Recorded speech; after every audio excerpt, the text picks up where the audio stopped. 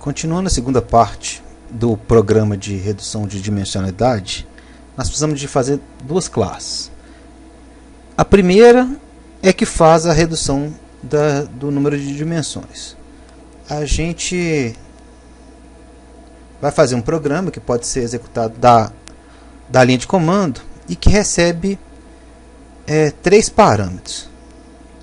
Se ele receber o parâmetro n, ele vai normalizar e escalar os valores, né, para que eles fiquem pequenos. Isso é importante porque na análise de um conjunto grande de dados, a normalização dá melhores resultados. No nosso exemplo, a gente não, como vai usar um conjunto de dados pequeno, que é esse arquivo dados.txt, a gente não vai fazer normalização não. E a gente vai criar duas opções para poder fazer a redução. Uma que a gente está chamando de K, outra que a gente está chamando de S. Basicamente, no K a gente está selecionando o número de classes que a gente quer. Então, assim, a gente pode pegar um conjunto de dados que tem 6, no caso aqui, 6 dimensões, e transformar 6 dimensões em 2. Ou a gente pode usar com o parâmetro S, de tal forma que ele escolha a quantidade suficiente de classe para que explique uma variação mínima. Essas duas formas são usadas, então a gente vai fazer as duas. Tem duas variáveis booleanas, que é para dizer se vai usar o número de classes ou então se vai usar a variação. A gente dá uma saída, localiza o arquivo que está sendo passado também como parâmetro, que é o último nome que está aqui, e a gente vai chamar um procedimento dessa classe que executa a redução de dimensionalidade. Bom, já que ele tem parâmetros na linha de comando, como é que a gente vai fazer? Se a gente clicar com o botão direito aqui em cima do nome do projeto, a gente pode entrar em propriedades. Dentro de propriedades a gente tem executar e a gente pode passar os argumentos. Então aqui no caso eu estou escolhendo o parâmetro K, vou selecionar só duas dimensões e o arquivo é esse. É esse dados aqui, então ele tem que estar nesse caminho, src/dados.txt.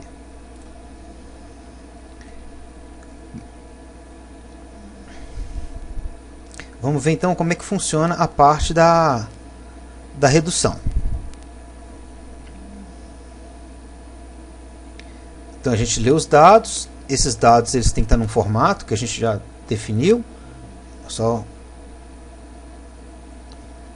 coloquei no comentário aqui, Então a primeira linha tem M, a segunda linha tem N e as outras M linhas tem N variáveis. Então 10 linhas, 6 variáveis, cada linha tem 6 variáveis, tem 10 linhas aqui.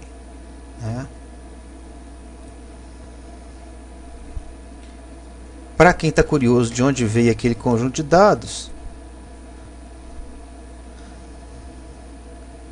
a gente pegou uma pesquisa real, e que estava analisando brinquedo de criança, e é isso. Para uma amostra de 10 crianças tinha essas características dos brinquedos, e o que a gente fez foi codificar cada um desses valores em número. Então azul passou a ser um número, o vermelho também, amarelo e assim por diante.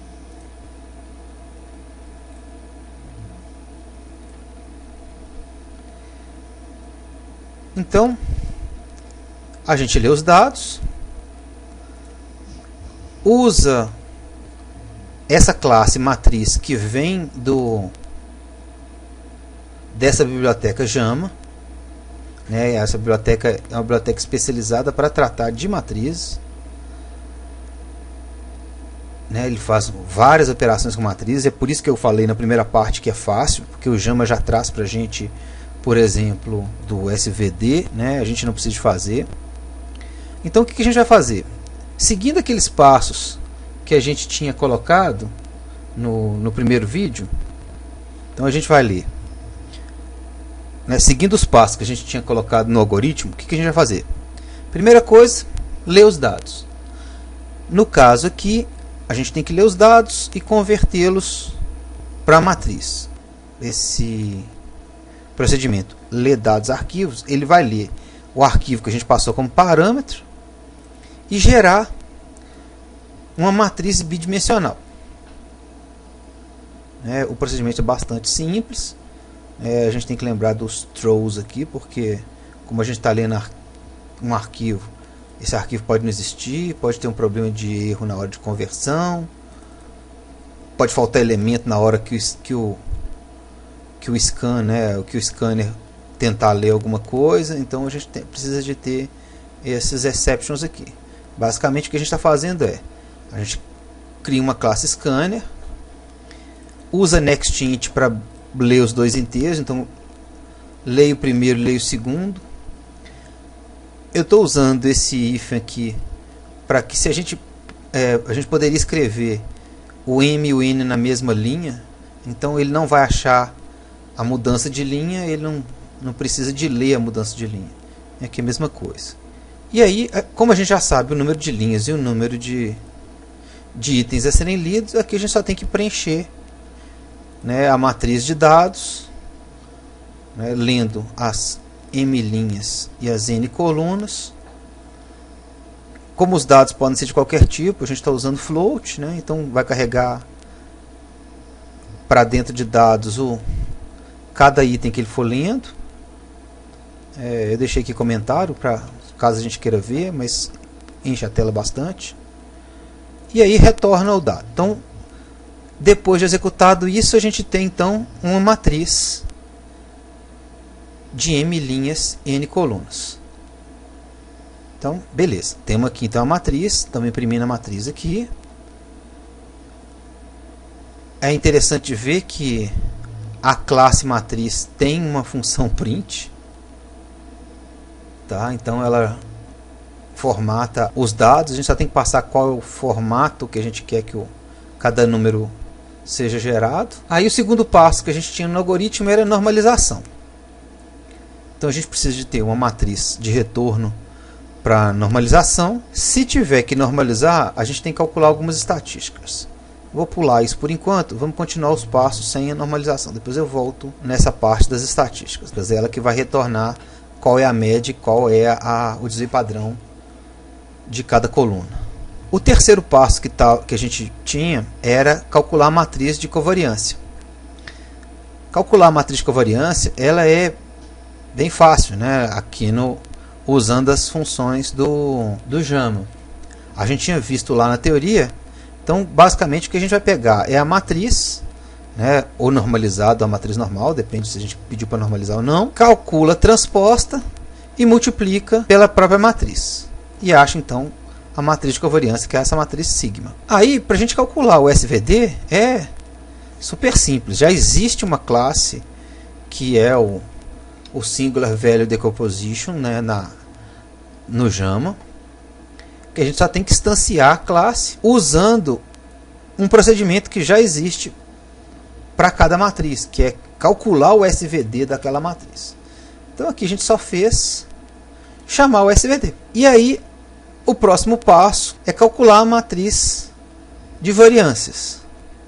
Bom, então a gente criou um procedimento que calcula isso.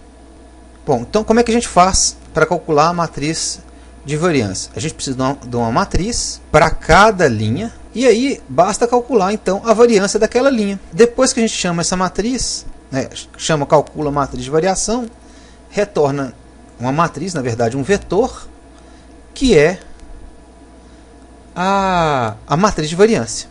Aí, de posse da matriz de variância, a gente consegue calcular o valor da matriz U, né, que a gente tinha mostrado a fórmula dela lá na primeira parte, né? A gente consegue então obter o valor de U. Vê que é fácil, já está pronto para nós. E Com isso a gente consegue então calcular a matriz reduzida. Então com isso a gente pode calcular a matriz reduzida. Se a matriz, se a gente passou o valor K,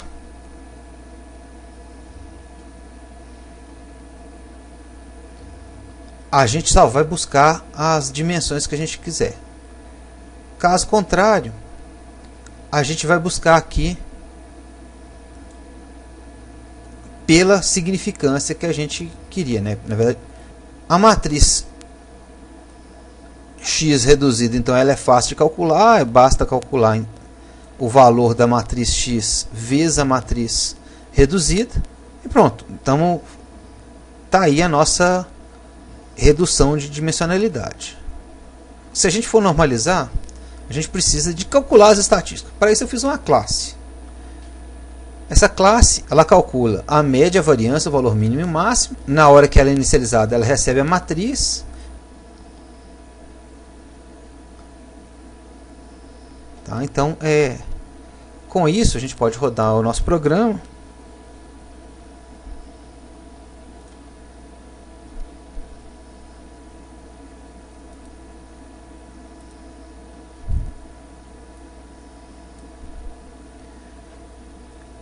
E aqui tem a saída, né? A gente selecionou duas classes, que era aquele K2. Está lendo o arquivo dados, então ele leu uma matriz 10 linhas, 6 colunas. A matriz que foi lida é essa aqui, é aquela do arquivo. Aí ele mostra a matriz de variação. Repare que a matriz de variação então é um valor para cada coluna, né? Não é linha, então você tem 6 colunas, vai mostrar 6 valores. Aqui a gente tem a matriz U e a matriz X reduzida, que esses valores são agrupados de tal forma que a gente tem um conjunto que representa a matriz original.